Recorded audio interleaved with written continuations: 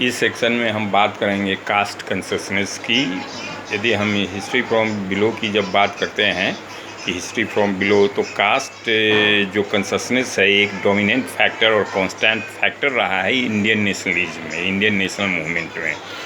ये ऐसा Indian national movement में कास्ट एक कांस्टेंट फैक्टर रहा है। ऐसा इसीलिए कि जो पीपुल का जो मूवमेंट हुआ तो बेसिकली ये कास्ट ओरिएंटेड था, जो मतलब कि कुछ हद तक ये कास्ट ओरिएंटेड था। कास्ट बेसिकली जो एंशिएंट इंडियन हिस्ट्री में 4 वर्ण कंसेप्ट है, वो कास्ट नहीं है। कास्ट बेसिकली लोकल जाति है जो कि ऑक्यूपेशनल आइडेंटिटी से जिसके पास होता है और और वो बंधा हुआ होता है। कास्ट रिकॉग्नाइज किया जाता है कि आउटसाइड टैबू ऑन मैरिज और डाइनिंग विथ अदर कास्ट, ये इससे आइडेंटिफाइड होता है। और साथ साथ में कॉमन राइट्स और कस्टम्स इसके होते हैं। तो बेसिकली कास्ट एक ऑर्गेनाइज्ड इस तरह से होता है कि कास्ट सोशली इस तरह से ऑर्गेनाइज्ड होता है कि उनका कॉमन राइट्स और कस्टम होता है। मैरिज नहीं कर सकते हैं अपने सर्किल के बाहर, अपने कास्ट के बाहर, और खाना नहीं खा सकते हैं दूसरे जातियों के साथ। और ऑक्यूपेशनल आइडेंटिटी मीन्स कि एक ही तरह के ऑक्यूपेशन वे एक ही तरह के ऑक्यूपेशन वे एडप्ट करते हैं। और ये बाय बर्थ ये डिसाइडेड होता है, बाय बर्थ निर्धारित होता है। तो कास्ट इस तरह का एक फैक्टर, तो कास्ट का डेफिनेशन ये हुआ।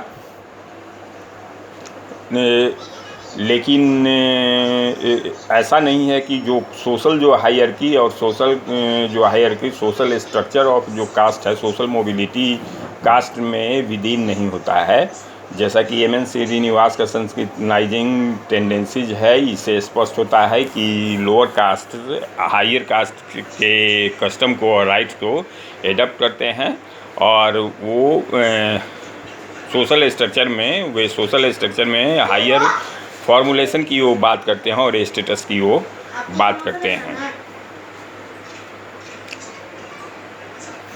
तो प्री ब्रिटिश इंडिया में कास्ट का मोबिलिटी और साथ साथ में प्री ब्रिटिश इंडिया में कास्ट का मोबिलिटी एक फ्लूइड पॉलिटिकल सिस्टम और लैंड सरप्लस जो था परमिटिंग इजी माइग्रेशन, इसके द्वारा पॉसिबल था। लेकिन जो जब ब्रिटिश आए तो उसके बाद ये पॉसिबिलिटी रुक गया, क्योंकि फ्लूइड पॉलिटिकल सिस्टम उस समय नहीं था और नहीं लैंड सरप्लस इतना था, बचा हुआ था कि इस तरह का कास्ट मोबिलिटी होता था। अब कास्ट का मोबिलाइजेशन दूसरे तरह से होने लगा, जिसमें कि इम्प्रूव्ड कम्युनिकेशन हुआ, जो कि एक वाइडर स्केल पे, एक नेशनल स्केल पे कास्ट के कंसिस्टेंस को निर्धारित किया। और साथ साथ में इंग्लिश एजुकेशन, जो कि एक न्यू लैडर, जो माइनॉरिटी होते थे, न्यू लैडर प्रोवाइड किया। और साथ साथ में ये जो इंग्लिश, तो एक तरफ तो ये मतलब कि on the whole national scale पे ये कास्ट का ऑर्गेनाइजेशन पॉसिबल हो गया। दूसरे तरफ जो माइनॉरिटी थे वे एजुकेशन, इंग्लिश एजुकेशन के द्वारा उनका मतलब उनका मोबिलाइजेशन और उनका जो फ्लूइड होता है फ्लूइड सिस्टम में, तो उनका मोबिलाइजेशन पॉसिबल हुआ। और साथ साथ में इंग्लिश जो अंग्रेज़ थे वे अपने पॉलिटिकल इंटरेस्ट को सॉल्व करने के लिए, अपने पॉलिटिकल इंटरेस्ट को सस्टेन करने के लिए कास्ट के बीच डिफ्रेंशिएशन का नीति अपनाए। तो जाति लीडर्स जो थे वे पॉलिटिकल प्रीमिनेंस पाने के लिए और जॉब्स अपॉर्चुनिटी ये पाने के लिए कास्ट को ये नया तरह से कास्ट का रिकॉग्निशन ये करने लगे, कास्ट का रिकॉग्निशन करने लगे और कास्ट एसोसिएशन बेसिकली बनाने लगे। और साथ साथ में मिथोलॉजिकल कास्ट हिस्ट्री जो वे क्रिएट किए। तो इस तरह से जो नेटिव यह ऐसा इसीलिए था कि 1901 के सेंसस के बाद जो ब्रिटिश जो थे वे डिसाइड किए कि जाति का निर्धारण होगा, जाति के सोशल प्रीडोमिनेंस का निर्धारण होगा उसके नेटिव पब्लिक ओपिनियन पर। तो जो लीडर्स थे वे इमिनेंस के लिए लड़ने लगे, मतलब अपने ये कास्ट के भीतर, कास्ट स्ट्रक्चर के भीतर अपने इमिनेंस के लिए लड़ने लगे और कास्ट एसोसिएशन को भी क्रिएट किया और invented caste history, mythological caste history. तो कास्ट सॉलिडरिटी एक तरह से देख सकते हैं कि टू एज में बढ़ाया गया। टू एज में एक तरफ तो कास्ट सॉलिडरिटी ऐसा इसीलिए कि जो वेल ऑफ जो उसमें थे कास्ट जो ब्रेथरेन होते थे वे करते थे, वे जॉब और पॉलिटिकल पर्पस को सॉल्व करने के लिए अपने जो कास्ट ब्रेथरेन होते थे, जो कास्ट जो उनके कास्ट जो लोअर कास्ट में होते थे या मतलब सामान्य होते थे, उनके साथ वे कंप्रोमाइज़ करते थे। और तो इस तरह से ये कास्ट का सॉलिडिटी होने लगा। और इसका जो लोअर सेक्शन में जो थे उनके कास्ट जो ब्रेथरेन थे वे लोअर सेक्शन में जो होते थे उनके लिए पॉसिबल नहीं था कि अदर कास्ट के लोगों से सिचुएशन इस तरह का हो गया था कि अदर कास्ट के लोगों से वे अपना अदर कास्ट के लोगों से वे अपना वे अपना प्रॉब्लम सॉल्व नहीं कर सकते थे। इसलिए उनको वे मजबूर थे कि वे कास्ट जो लीडर्स थे उनके अपने जो कास्ट लीडर थे उन पर वे डिपेंडेंट रहते थे। नेट रिजल्ट यही हुआ कि सोशियो इकोनॉमिक टेंशन हुआ और एक फॉल्स कॉन्शसनेस कास्ट सॉलिडिटी के रूप में आया, कास्ट ट्राइबिलिटी के रूप में आया और मूवमेंट फॉर संस्कृतनाइजेशन। जैसे कि देखते हैं कि जौनपुर विलेज में चमार जो थे वे राजपूत ठाकुर के अधीन थे, वे शिव नारायण सेक्ट को एडप्ट किए और doctrine of Shiv Narayan sect को एडप्ट किए और अपने आप को वे सोशल हायरार्की में अपने आप को ऊपर लाने के लिए वे बहुत सारा टैबू मतलब बहुत सारा ये कस्टम्स को जो अपर कास्ट का कस्टम होता था उसको वे फॉलो करने लगे। इझावा और केरला जो कि नानू आसान श्री नारायण गुरु जो थे वे डिमांड किए टेम्पल एंट्री के लिए और उनमें भी संस्कृतनाइजिंग टेंडेंसी हुआ। संस्कृतनाइजिंग अपने आप को संस्कृतनाइज करने के लिए वे कास्ट जो अपर कास्ट थे उनके कस्टम्स और मूड्स को वे फॉलो करने लगे। इस तरह से हम देखते हैं।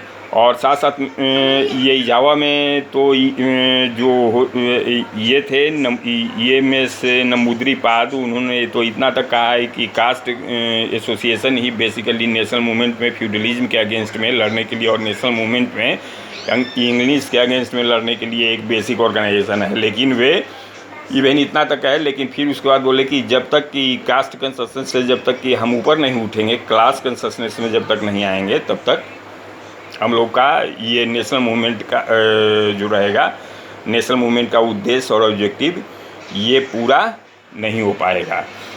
अब देखते हैं कि एक और है टॉडी टैपर्स और एग्रीकल्चर लेबरर्स जो कि सनन्स थे ओरिजिनली तमिलनाडु में और वे मर्केंटाइल अपर स्ट्रेटम डेवलप हो गए और अपने आप को 1901 के सेंसस में क्षत्रिय स्टेटस क्लेम करने लगे और अपने आप को नादार कहने लगे, नादर पीपुल।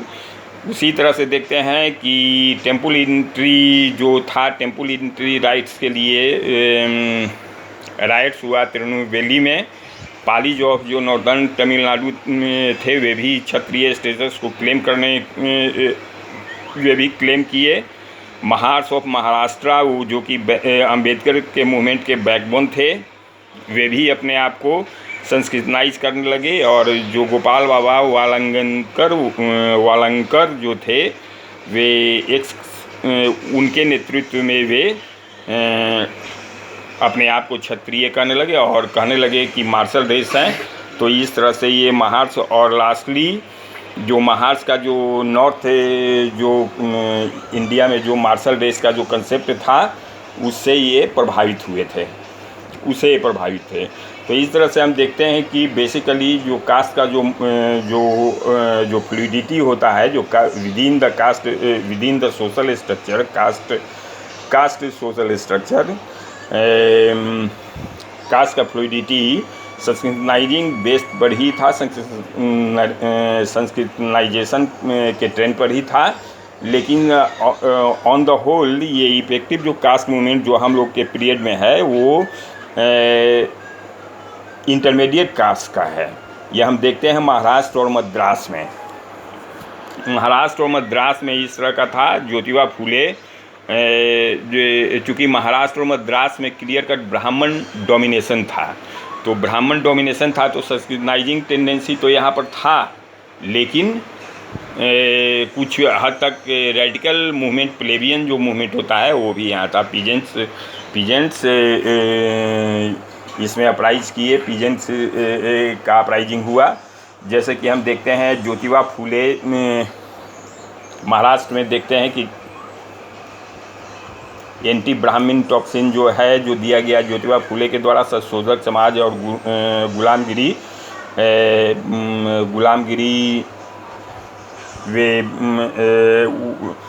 वे बुक निकाले और संशोधक समाज उनका ऑर्गेनाइजेशन था।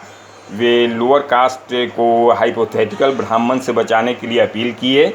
जो माली ग्रुप था, माली गार्डनिंग कास्ट था, वो प्रेजेंट जो मराठा क्लस्टर जो था, पीजेंट जो मराठा क्लस्टर था उसमें वो डोमिनेट करने लगा। और लेकिन ये संशोधक समाज में ड्यूलिज्म था, टू ट्रेंड्स था, एक तो था कंजर्वेटिव और एक था प्लेबियन। कंजर्वेटिव जो था वो एलीट बेस्ड था और उसमें संस्कृतनाइजिंग, इसका मूवमेंट संस्कृतनाइजिंग लाइन पर था, और जो कि अपने आप को मराठा कहने लगे, क्षत्रिय ऑरिजिन मराठा को देने लगे। और महाराजा ऑफ कोल्हापुर से इनका संधि हुआ और ये अंग्रेज़ों के प्रति लॉयलिस्ट थे। कांग्रेस के मूवमेंट के अगेंस्ट में ये बात करते थे। लेकिन उसी में एक पीजेंट्स बेस्ड जो रेडिकल जो ट्रेंड था वो भी इसमें अपरेंट था सत्यशोधक समाज में। ये भास्कर राव यादव का नन ब्राह्मण पार्टी जो है ये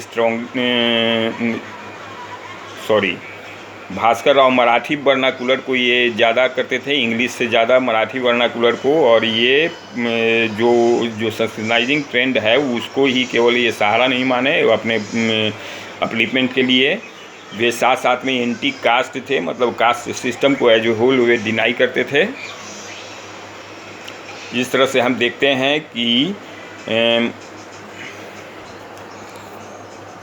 और ये पीजेंट्स और इस तरह का परिणाम ये हुआ कि पीजेंट्स मूवमेंट जो महाराष्ट्र में जो 17 में हुआ ये गांधीयन कांग्रेस के लिए एक तरह का बूंद साबित हुआ, वरदान साबित हुआ। मद्रास में भी हम देखते हैं कि मद्रास में ब्राह्मण डोमिनेंसी बहुत क्लियर कट था।